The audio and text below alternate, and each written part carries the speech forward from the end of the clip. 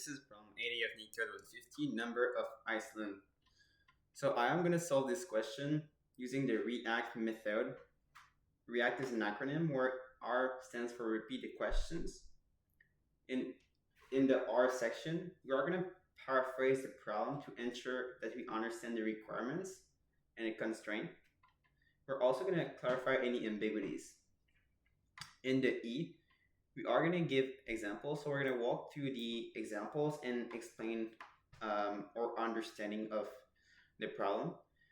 A is going to be approach. So we're going to basically create a strategy to solve this problem. C is going to be the code. So we're going to write the code and explain what we're doing while we are writing. And the T is going to be the test. So we'll test it. If we have any issues, we will debug it. And we're going to discuss also the performance of our algorithm. So let's go ahead and first read the questions. So given a 2D grid where 1 represents land and 0 represents water, we have to count and return the number of Iceland.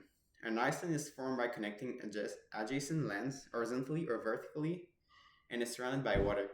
You may assume water is surrounding the grid. Okay, so all edges are water. So let's repeat the questions. We're given a 2D grid of character. 1 represents the land, 0 represents water, and basically they ask us to count how many distinct Iceland exist in the grid. An Iceland is basically a group of connected one, and they have to be connected horizontally or vertically, so diagonally doesn't work. So if we have a diagonal of 1, they're all going to be distinct Iceland. The grid is surrounded by water, so we don't need to handle out of bounds wrapping or land connections at the edges. So that's pretty much the problem. Now let's go through the example 1. We can see that at the top left we have a 0. So this is not an Iceland. But then we can see that the second value is a 1. And the value to its right is also 1. The value to its right is also 1. And if you take the first one and you go down, you'll see another 1. And if you go down at the place where you have this 1, so in the second row and at the second column, and you go down at the third row at the second column, you have another 1. And this 1 is also connected to the left to another 1. So you can see that this entire chain here is going to be equal to a single Iceland. And notice that the output is also 1, so it confirms our guess about it confirmed our initial hypothesis. So we can go for the example 2. We can see that we have a 1 that is connected to a second 1 to the right. Okay, and on the second row we also have the first 2 entries, or the first 2 columns that are 1. So we know that we have a square Iceland, a 2 by 2 on the top. If we go to the top right, you can see 2 ones that are one on top of the other. So this is 1 Iceland, and you can see they're all surrounded by 0. So they don't form any additional Iceland. We can see that on the bottom right, we have 2 ones connected to one another.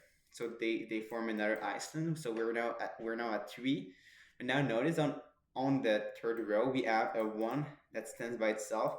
It is touching diagonally the top left Iceland and the bottom right Iceland, but this is diagonally, and to be a good Iceland, or to be a continuity of an Iceland, you have to be horizontally or vertical, so it doesn't work. All right, with that being said, let's go for the approach that we are going to use. So our approach will be that we're going to iterate through the grid, and when we encounter a 1, it means that we found a new Iceland. Okay, and from this new Iceland, we are going to perform a depth first search, and we're going to try to sync the Iceland. Okay, so when we find the first 1, we're going to use depth first search for all the Iceland that can be to the right, to the left, up, or down. And we're going to turn if they have 1, we're going to turn their 1 values to a 0. So when we continue our depth first search, well, we know that if we encounter another 1, well, that 1 is a new Iceland. It is not an Iceland or a part of the Iceland that we previously encountered. Okay, so now let's go to the R and actually write the code.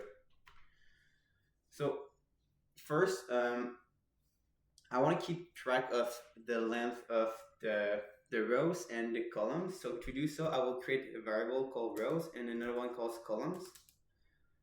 And basically the rows is the length of the grid that we're given. So it's going to give us the number of rows, and the columns, well, I will use the length of any columns, but let me take the index 0 so that if we have a single row, we don't get out of bound by picking any random numbers. Like for example, grid at the index 7, and there's no 6th or 7th row, right? So let's pick the index 0. And after this, we are going to use depth first search. So let me just create a DFS function. Okay. And also, what we want to do is to go through every single case in the board that we are given. And if we find a 1, then we send our depth first search function. So this is what we're going to do. So we're going to say for R in the range of the rows. And now for the columns also, so for every single column, so range of calls. So now by doing this, we go through every single row, and in every single row, we go through every single columns. And what we're gonna say, we're gonna check basically if the grid at that particular row and that particular column is equal to a 1. And if it is the case, well, we want to keep track of the number of ISIN we saw so far. So let's call this num ISIN. All right, so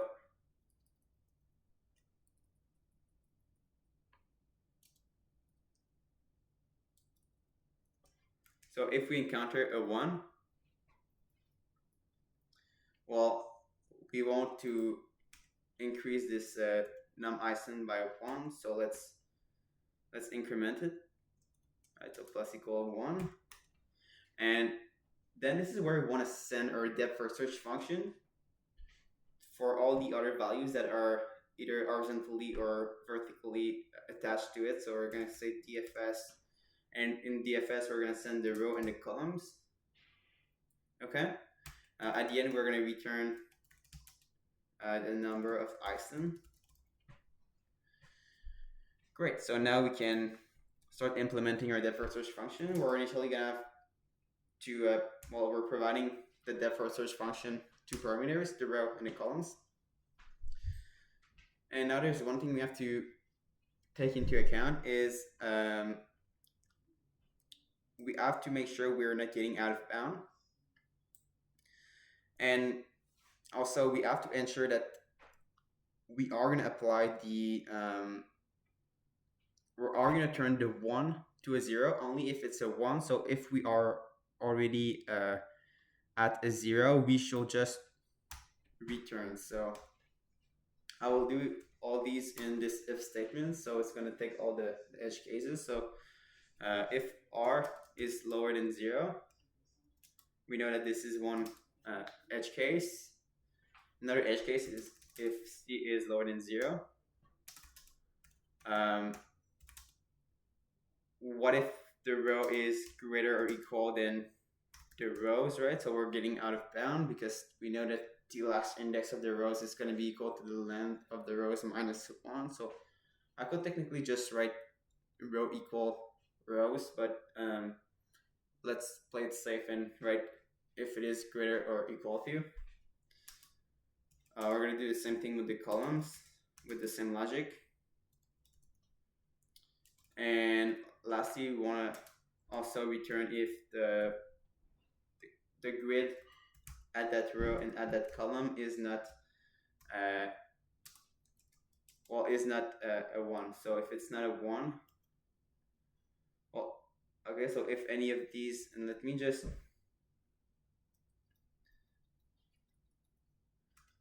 break that into 2 lines. Okay, so if any of these appear to be true, we are going to return. Okay. With that being said, we can now try to, we can go ahead and implement our depth first search function. So, we did our if statement. So now we can, if we didn't return, it means that none of these statements are true. So it means that we are at a correct position on the board and we have a 1. So we're going to go ahead and just write overwrite the previous value by a 0. So we're going to set grid at this run at this column equals to a 0. And now we're going to send a depth first search function 4 times. So let me just reuse this couple times. Well, I think yeah. Okay, so we just reuse this 4 times. And basically to go to the right, we will have to increment our rows by 1. Or we will have to increment our column by 1. To go to the left, we'll have to decrement our column by 1. And same thing, if we want to go down, we're going to have to decrement our columns, our row, pardon me. And if you want to go up, we're going to have to, we're going to have to increment the rows. So basically, we're going to have to, in one case, add 1 to the row, and in another one, decrement row by 1. And same principle with the columns, like this. And then on each call, if you don't have, if you're not out of bound, but you have a 0, well, we just return you. If you're out of bound and you have a 1, it means that you're just a continuity of the Iceland. So we're going to put you 0, and we're going to go search all the other values next to yourself. Okay, so that's the entire algorithm. Let's test this out. We got a wrong answer, so now we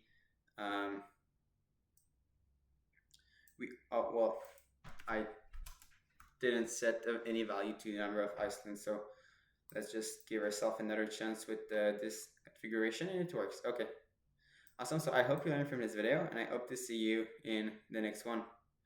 Oh, and also before I leave you, we have to speak about